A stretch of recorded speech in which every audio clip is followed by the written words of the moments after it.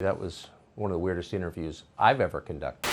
You do not know what it's like to be an African-American male. Are you suggesting that you're certain that none of us have non-white children? Because you reflected on your black son and you said none of us could understand. Matt, stop. I'm not about to get sidetracked about the color of our children. It's about to be a white boy summer.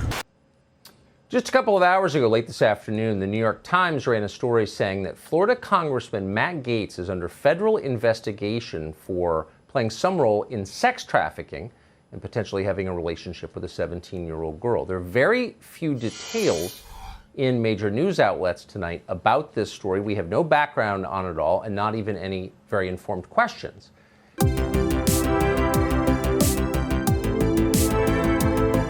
Children, you get exchanges like that. It's disgusting. People can look at my travel record. So this is obviously a serious allegation.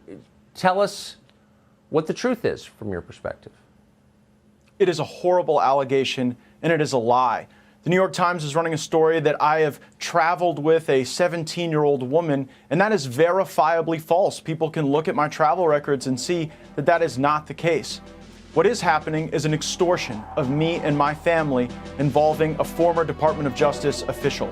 On March 16th, my father got a text message demanding a meeting wherein a person demanded $25 million in exchange for making horrible sex trafficking allegations against me go away. And Mike gave me a call telling me about it, and then I saw it, and I think it's kind of unfair to to tell someone that they don't understand because they don't have, because of their racial color. While he's fighting for equality, but if you tell someone to not get involved that he doesn't understand because of his color, you're kind of being a hypocrite there. Yes. Our family was so troubled by that, we went to the local FBI. And the FBI and the Department of Justice were so concerned about this attempted extortion of a member of Congress that they asked my dad to wear a wire, which he did with the former Department of Justice official. Tonight, I am demanding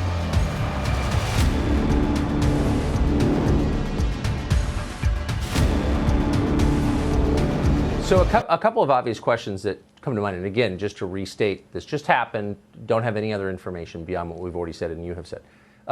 First of all, who is this Department of Justice former employee who's trying to extort the money from you, you say? His name is David McGee.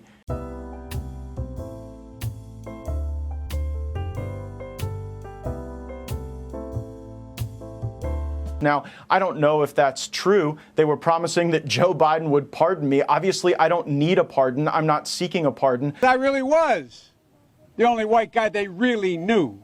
And I believe we are in an era of our politics now, Tucker, where people are smeared to try to take them out of the conversation. I'm not the only person on screen right now who's been falsely accused of a terrible sex act. You were accused of something that you did not do, and so you know what this feels like.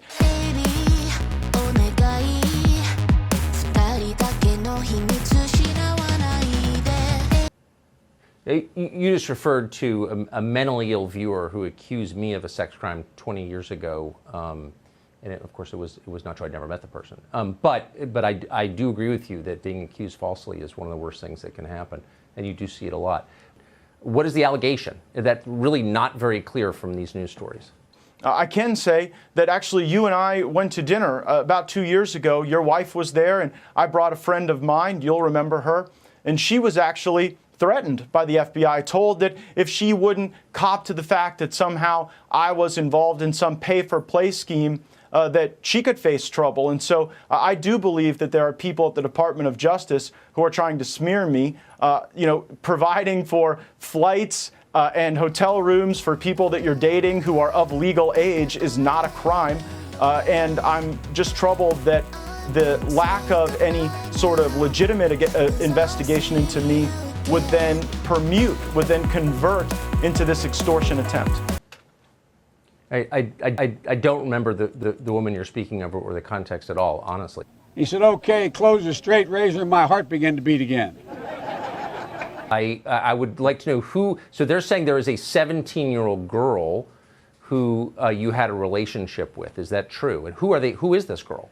What are they talking about? The New York Times. The person doesn't exist. Have you ever seen a ghost or experienced something paranormal? How long has this investigation been going on? Do you know? I don't know. When were you first informed of it? Again, I when people were, talking about a minor, and that there were pictures of me with child prostitutes, that's obviously false. There will be no such pictures because no such thing happened. Concept of sex charges against me was really just a way to try to bleed my family out of money and probably smear my name because I am a well-known, outspoken conservative, and I guess that's out of style in a lot of parts of the country right now. Matt Gaetz, I appreciate your coming on tonight. Thanks for giving me the chance to tell the truth, Tucker. I appreciate it. It's a more interesting and complicated story than I knew from reading about it. Thank you very much. So why then would I be the only no vote in the entire Congress against legislation that had human trafficking in the title? I assure you, it's not because I don't think human trafficking is a problem. It absolutely is.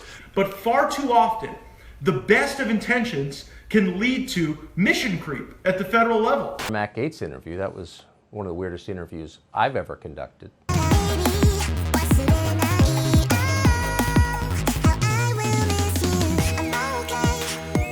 Thanks so much for watching, everybody. Can you do the thing, that thumbs up and comment and all those things that help us out in the algorithm that controls every aspect of our lives? Also, if you happen to have a Facebook account, can you delete it? Like, just delete it. You should probably delete your Facebook account because it's not a great company. But hey, if you can't do that for whatever reason, I understand. And could you also go to facebook.com/thesurftimes then and give us a little like and a follow. We're just trying to push back against the fact that people like Ben Shapiro happen to dominate the platform entirely.